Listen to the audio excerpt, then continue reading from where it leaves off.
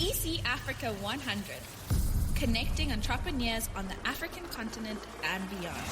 Profiling 100 entrepreneurs in 100 days. Tune in as we amplify African excellence with your host, Vanessa Perumal, on Africa Business Radio. Hi guys, this is Vanessa Perumal. Thank you once again for tuning into ECAfrica100. When you're hustling, you never expect to land your own radio show. You certainly don't expect to be doing your own podcasts. And what you will never expect, it's really daunting. Today's guest is a seasoned broadcaster, highly globally sought. In fact, I watched an interview recently on this 100 Journey episode, and he just took it away. And I'm like, how am I going to interview this guy? Because I'm just a journalist. I was never going to do the podcast. So I'm super excited for a number of reasons that Ashraf Garda is going to be on our show because he stepped up and he sees the future as we did. Saying I want to be on a show that doesn't exist is one thing. Actually being in here is another. Ashraf, thank you for joining us. Tell us what you do. Tell us about your impressions about today after years and years and years of listening to me, telling you how to change the African narrative. Yeah, well, first of all, great. Thank you for inviting me. And I think you're right. By being here, I literally have, even if it's figurative, a seat at the front table, which I think is one of the essences of just about what everybody has to do. How do you get a seat at a table when there is no table, for example, right? And you need to make a plan, right? So, in terms of, I do a talk show on SAFM radio. So one thing is being a talk show host, and I know I have a voice, and I know I have a duty and a responsibility and the energy to want to use that voice to inspire people. I think it's really important. Okay? Absolutely. Just the feedback I get on social media, via emails from people. And you work with entrepreneurs. Yeah, absolutely. So, in terms of being here for yourself, so here's the thing that I've told other people about you in your absence here. I said, Vanessa is a person who doesn't see a door. They say kick the door down, right? Or knock on the door.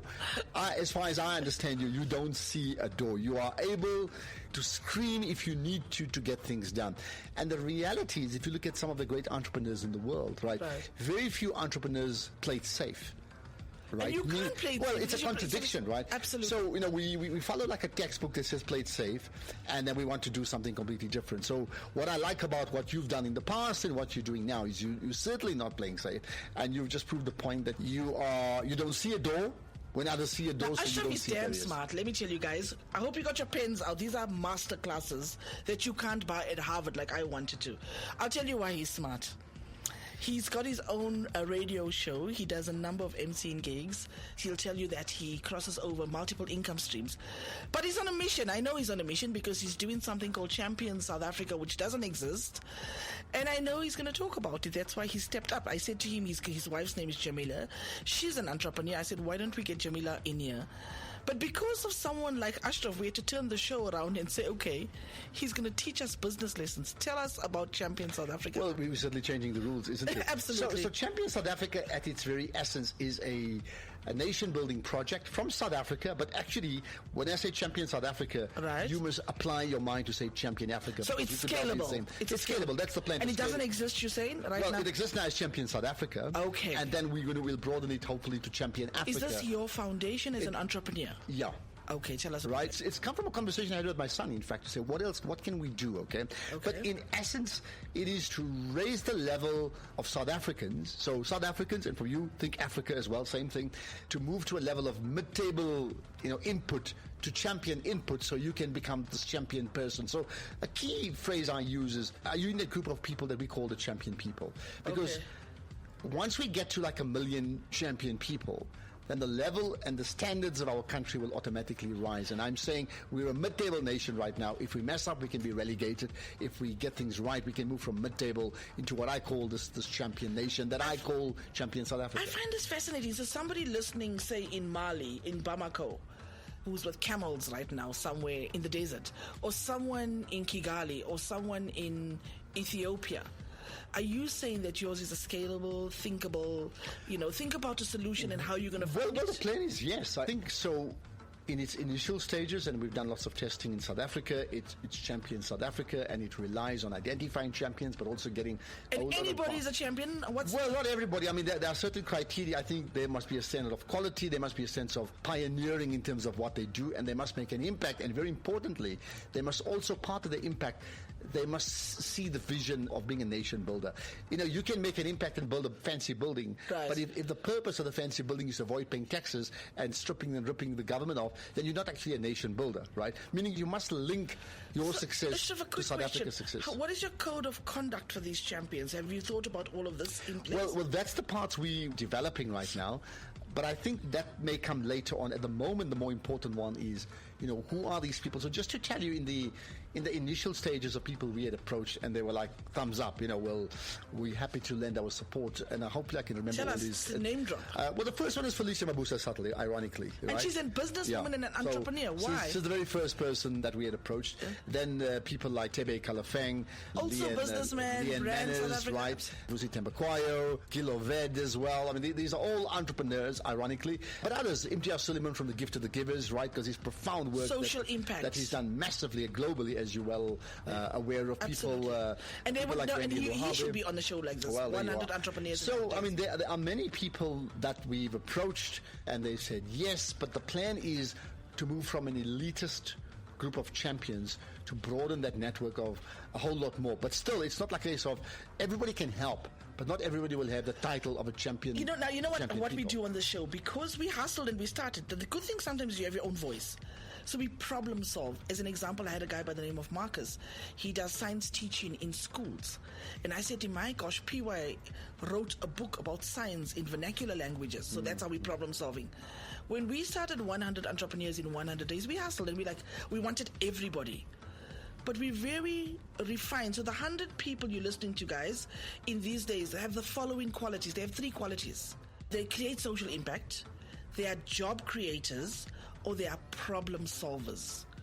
Most importantly, they took us forward.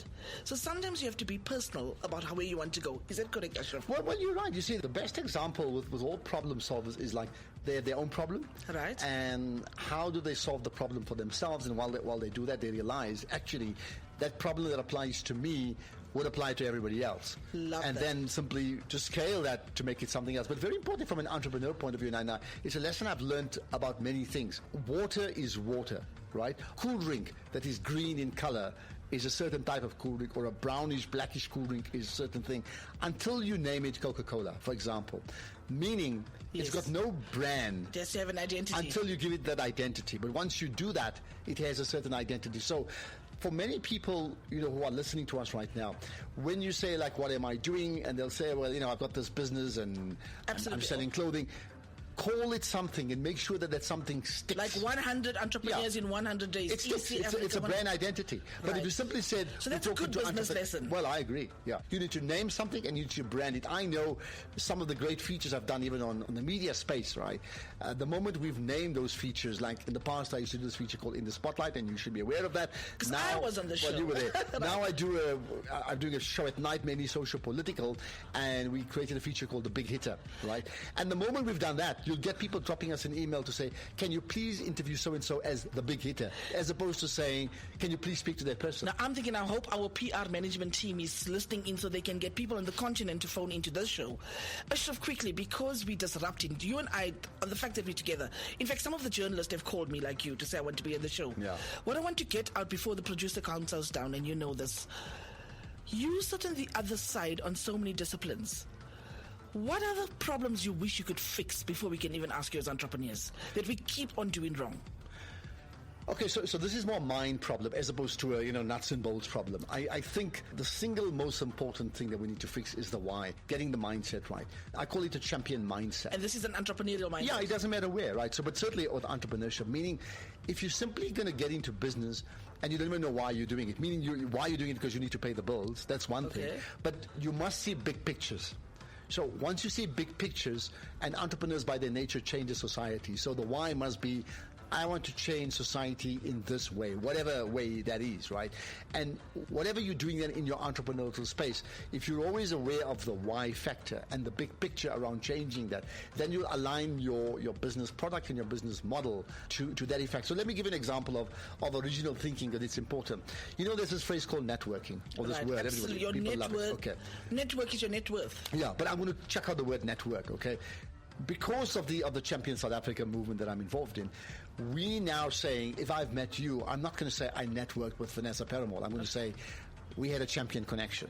Wow, so you make that work for you. Can you see how we branded it? It's like we had a champion connection. So branding, you say, is important. It's critical. Yeah. You see, you can network, and network means this is who I am, and this guys, is who I am. I feel like Ashraf is a business proposition for me. Like I could just leave here and package him and get his cash flow. Well, that's important. But when you say a champion connection, which is one of the phrases we use as Champion South Africa, can you see how you've changed the reason why you're meeting? Say, actually, hold it. That person's a champion, and I want to be a champion, so I'm connecting, or I'm the champion, and that person wants to learn from me. And I think I think we'll certainly create a space for Champion South Africa as we go into the show is about scaling on the continent, 54 countries, 1.9 billion people, a 24/7 conversation around entrepreneurship and how we scale it. It's just important to change the narrative.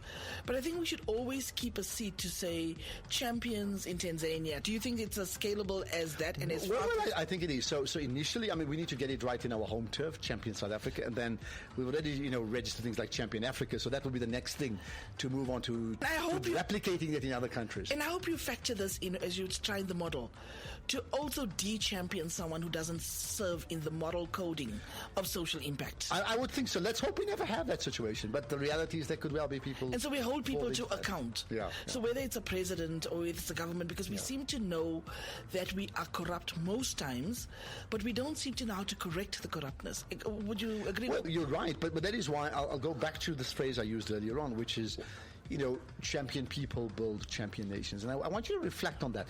So if you look at most of the countries in the world and the great civilizations over the generations, okay, and I'm trying to think about the civilizations from, say, the Aztecs and the. We're going to see the Aztecs in December. Well, there you are. So, look at what they did. You look at like the Zulu kingdom in South or Southern Africa before. I can look at the Islamic Empire of Andalusia in Spain. I can look at what's happened with the great the Mongols and the Chinese, and so on and so on. Okay, and then Great Britain more in the modern times, right? And I'm not making a moral judgment on them. I'm saying at some stages they had massive impact. You spoke about Mali earlier, the Malian Empire from Timbuktu. Yeah, absolutely. Massive. Ultimately, they all rose and they fell on the basis of the quality of the people that runs the business, if I can call it that.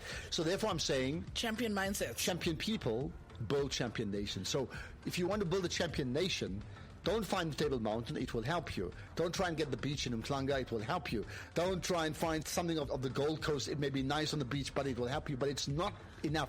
Yeah. Your last pearl of wisdom and where to find you?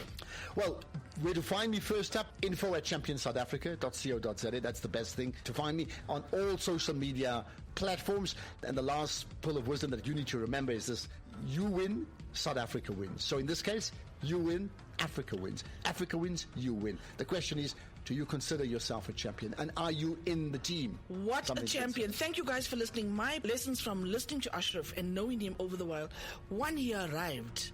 2, he stepped up. And 3, he sees the damn future, man. I love that. That's a champion mindset. Thank you for joining us. Thank you guys for downloading the podcast, ECAfrica100. Please do me a favor. Keep on finding as we amplify and scale the 100 entrepreneurs. Engage with them. Hold them to account. Find them.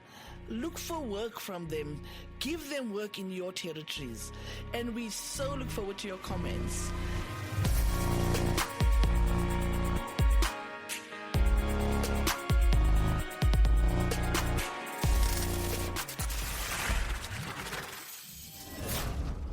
You've been listening to EC Africa 100 on Africa Business Radio. Join the conversation. #EC Africa 100.